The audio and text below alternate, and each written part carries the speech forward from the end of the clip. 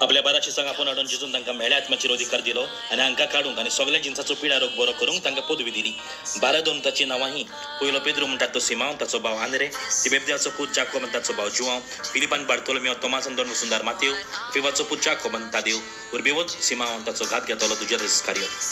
ह्या 12 जाणांक जेजून असो उपदेश दिवन धाडले, ऑन बावाटाच्या गांवांनी वचूं नाकात आनी सामारितानाच्या नगरांनी भितर सरूं नाकात, पूण अदीक करून इस्रायल खोराब्याच्या साणलेल्या मेंढऱ्या सोशी वचात आनी वचून सुर्गींच्या राज लागीं पावलां अशें परगट कर.